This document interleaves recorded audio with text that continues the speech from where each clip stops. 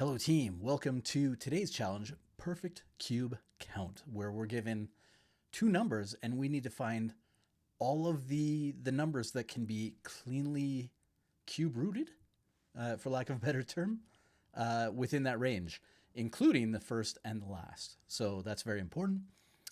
We are going to do all of them, okay? That's actually in there. So a cube root is any number where we can figure out. So in this case, it's 27. 3 times 3 times 3 is 27. That is a perfect cube, and we need to tally it up. So some of these examples, in this case, we have 8 and 27. So as we're rolling through here, we might get to 8. 8 is, the cube root of 8 is 2. And 27, which we saw up here, the cube root of that is 3. So that would be 2, right? Right here, 1, the cube root of 1 is 1. The cube root of 0 is 0. So that's how those are tallying up, and so on, etc., including some really, really big numbers. So we're going to try and do it. And along the way, we are going to test some of our assumptions, because there's some really interesting stuff in here that I'm hoping to cover off. So over to the code, we're going to start by sorting out which one is the minimum, which one is the smaller number, and which one is the bigger number, because they tell us that can happen in any order, which is kind of annoying, but really easy to figure out. Right here, we're just going to go const min. That's going to be equal to math.min a b, okay? And then we take all this again down here. We're going to do that multiple cursors thing, max. So getting the max number, excellent, okay? Right here, we're going to set up a count. That's going to be equal to 0 because we are going to roll this count up, okay? So not const, but let. I almost missed that, okay? Down here, we have a for loop, okay? Just like this, we're going to let I equal something. What is it going to be? Well, it's going to be our min, right? And then I is less than equal to max, okay? And I plus plus. Pretty standard stuff, just like this. Inside of here, we test things, okay? So we go if what? Well, we need to test if it's an integer, so we're going to use number for that. Number is integer, like this. And what are we testing? Well, we're testing the cube root of I. So math.cbrt for cube root I, okay? That is a mouthful, but basically we get the cube root, and if it is an integer, then we increment the count. So count plus equals 1, okay? From here, we go down here and return count, and it should work. But, and hear me out, okay? There is a thing in here. So if we go and look at test number 5, which is going to be the one that we talk about most today, the difference between these two numbers is over 17,000, okay? If you find the difference, it's going to be 17,000, I forget what the exact number is. It's going to be a lot, okay? And the way that we've set up our loop, we have to do 17,000 loops. More than 17,000 loops, okay? We have to do one for each number from the min to the max. That's not very efficient. And every time we add on to it, it gets even bigger. So the assumption here is that maybe there's an easier way, and there absolutely is, okay? So if I take this, copy it, starting again, we're going to add right here, okay? What are we going to add? Well, we're going to do the cube root of min, okay? That's going to be math.cbrt, just like this, for min. Same thing right down here for max. Capital letters are messing with my ability to do multi-cursor here, but there we go. Once we have these, we can change this whole thing, okay? So what we're going to do now is this min, we want to use cbrt min. But, very important, okay? We want I to be an integer. And right now, it could be a float, right? Because we did cube root of min. There's no way of telling if we got an integer or not. Well, I guess technically there is, but no way of knowing where that start is. The key here is that we can very easily change this. Okay, we can go math.ceil, just like this, and that will bring it up. Okay, the reason that we're going up and not down is because we want to be above min, but not below it. Okay, not less than min. That's very important, which is why we use ceil and not round or floor. Okay.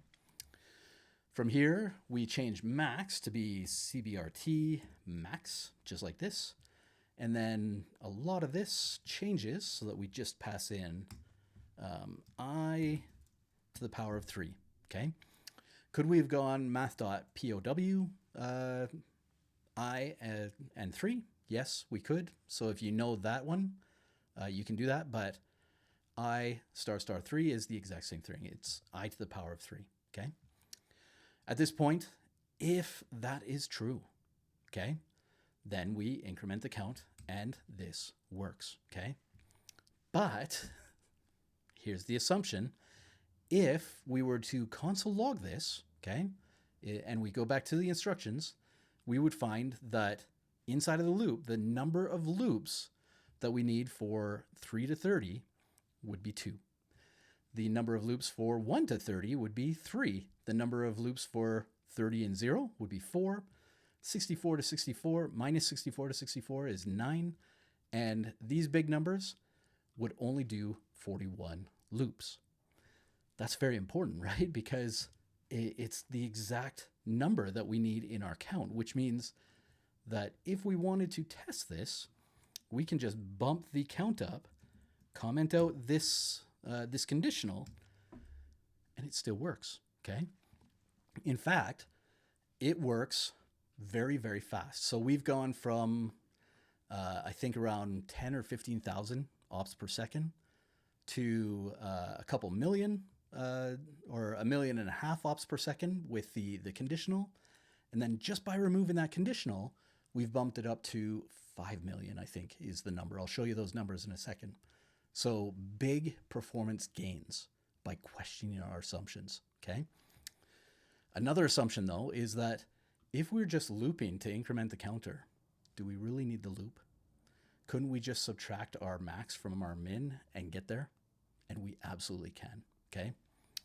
So one more time for the win, taking all of this, doing the thing. Excellent. We are going to change this a little bit, okay? Because right now what we have is we round it to an integer right here. Now we need to round it to an integer on these, okay? So taking this, multiple cursors, we can grab it all, putting it in here and going math.ceil, okay? Ceil for both, ceiling for both. We want to be above the min, but below the max, okay? And the only way to ensure that we are below the max is by setting the max, the ceiling to be higher than our max value, okay? Right there. So we have that. We can go cbrt max minus cbrt min, just like this, commenting all of this out. And you'll find that it doesn't work, okay? The reason it doesn't work is because of this little bad boy here, right? We said equals. We have not actually included one of these values, right? And we need to be inclusive. So if we pass in 3 and 30, which is what the first test is, we need to include 3 and 30 and everything in between, okay? We haven't done that because that's not how subtraction works, okay? If I do 2 minus 1, I get 1, right? But I needed both 1 and 2, which is 2. So I need to do max plus 1 minus min, okay? Right here, plus 1 minus min, and now it works, okay? Now I've ensured that I've taken care of the equals part of this lesser than equals, okay? Which means here's our code today, right? We've gone through a few assumptions where we started out with a huge loop, right? It is just so incredibly slow because we have to do thousands and thousands and thousands of loops to get there if we have big numbers, okay? If we have small numbers, not a problem, but we had big numbers. That last test, over 17,000 numbers, okay? Which is way too much. So we changed it up. We got into the weeds a little bit and made it so that it was only 41 loops. The problem with that is that 41 is the exact number that we expect to return. So at that point, we reduced it further and did it as math, okay? And if we're looking at this, here is the tests, at least on my machine. I've actually gone faster on this on faster machines. Mine is only an M1, okay, and an Apple MacBook M1, right? So that 17,000 loops, only 12,000 ops. Very slow. 41 loops with a condition. So again, right here, if we scroll down, the only difference between these two 41 loops tests is this condition. This condition slows it right down. 1.3 million. Without the condition, 5.7 million. And then by going all the way to the math, just like this, we get almost 7 million. So very fast, even faster on faster machines, but on slower machines, this is always going to be better than this one, okay?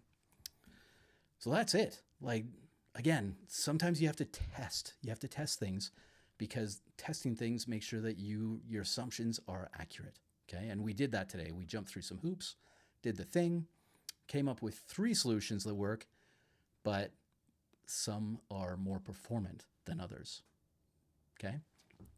Which solution did you like best? Did you have a different solution that you want to share? Hit me up in those comments. Let me know. Otherwise, today this has been Perfect Cube Count, and I will see you tomorrow.